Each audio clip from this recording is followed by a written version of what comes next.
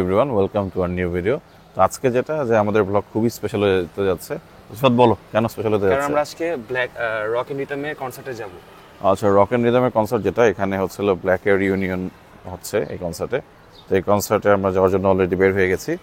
তো আমরা যেটা যে কনসার্ট স্টার্ট হয়ে যাবে 3টা থেকে, তো আমরা এখন যেটা 2টার দিকে 300 ফিটে গিয়ে আগে লাঞ্চ করবো। তারপর সেটা আমরা কোথায় লাঞ্চ করবো সেই জিনিসটা শেয়ার করবো। আর লাঞ্চ করার পর ইনশাল্লাহ আমরা আমাদের কনসার্টে জয়েন করবো। তো কনসার্টেরও কিছু স্ন্যাপ অথবা ভিডিও থাকবে ইনশাল্লাহ আমাদের ভিডিওতে। আর এছাড়া যেটা রাতের বেলা আমরা যদি কোথাও ডিনার করে থাকি সেটা আমরা শেয়ার করবো ইনশাল্লাহ। তো চলেন শুরু করা যাক। অনেকদিন ধরে আমার ইচ্ছে ছিল যেটা যে 300 ফিটে এসে আমি একদম ফ্রেশ বাংলা খাবার ট্রাই করব। তো আজকে যেহেতু আমাদের সেই সুযোগ হয়ে এসেছিল, যেহেতু আমরা আইসিসিবি এক্সপো জোনে আজকে কনসার্ট এনজয় করব, তো কনসার্ট শুরু হওয়ার আগে আমরা 300 ফিটের ধরে চলে গেলাম হচ্ছিল বাংলা খাবার খেতে। তো আমরা বাংলা খাবার খাওয়ার জন্য যে রেস্টুরেন্টটা চুজ করেছি সেই রেস্টুরেন্টটা 300 ফিটের মধ্যে অন্যতম সেরা একটা রেস্টুরেন্ট। আর এখানের খাবার যেটা আমি সবার কাছে শুনেছি বেশ মজার আর খুবই রিজনেবল। তো এই যে আমরা চলে এসেছি জয় বাংলা রেস্টুরেন্ট, যেখানে আমরা আজকে ইনশাল্লাহ আমাদের লাঞ্চ করব। তো প্রথমেই ঢুকতে গিয়ে দেখলাম যেটা যে অনেক মানুষের ভিড়। তো এত মানুষের ভিড় দেখে ফার্স্টে আসলে চিন্তা করে গেলাম সিট খেয়ে পাবো। যাই হোক, অবশেষে আল্লাহর রহমতে 5 মিনিট ওয়েট করার পর আমরা সিট পেয়ে গিয়েছিলাম। তো সিট পাওয়ার পর প্রথমেই খাবার দেখে নেওয়ার পালা। এখানে খাবার দেখে আসলে আমার খিদা অনেক বেড়ে গেছে, কারণ যেটা যেখানে একদম ফ্রেশলি মাছ ভাজা, মাছ ভুনা, ইলিশ মাছ ভাজা, সবজি ভর্তা, গরুর মাংস, সব কিছুর একদম মানে হুলুস্থুল একটা অবস্থা। তো আমি এইসব আইটেম দেখে অর্ডার দিতে আর কৃপণতা বোধ করলাম না। একদম মাছের ভর্তা, সবজি, লাউ, তারপর যেটা বাইম মাছ, কচুর লতি, গরুর লাল ভুনা, কালা ভুনা, গরুর কলিজা, একদম সব কিছু একবার অর্ডার দিয়ে দিই। আর আমার সাথে যেটা আমার ভাগিনা ছিল, আমার এক ভাই আর এক ফ্রেন্ড ছিল। তো আমরা সবাই মিলে বেশ চেটে পুটে খাওয়া শুরু করলাম। সিফাতের কাছে যেমন গরুর লাল ভুনার থেকে গরুর কালো ভুনাটা অনেক বেশি ভালো লাগছে।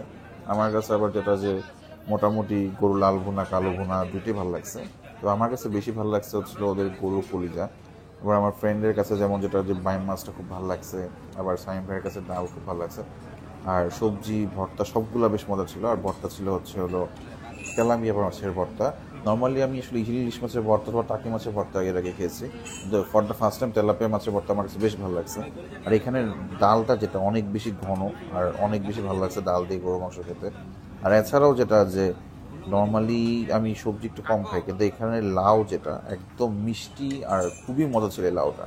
তো আলহামদুলিল্লাহ প্রত্যেকটা আইটেম অনেক ভালো ছিল। আর আমরা সবাই যেটা যে একদম ভরপেট খাবার খেয়েছি।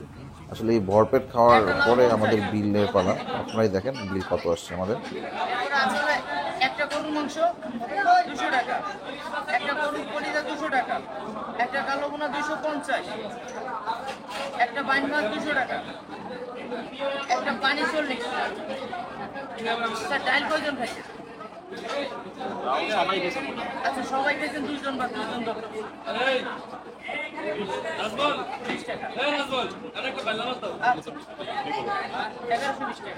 হ্যাঁ বন্ধুরা, আপনারা ঠিক শুনতে পেরেছেন, অনলি 1120 টাকা বিল এসেছে এত কিছু খাওয়ার পরে।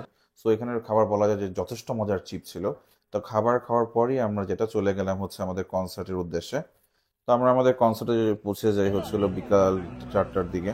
তো 4টার দিকে যাওয়ার পরও যেটা অনেক রোদের মধ্যেও অনেক মানুষের ভিড় দেখতে পাই। আজকের কনসার্টের সেরা কিছু মুহূর্ত এখন আপনার সাথে শেয়ার করছি।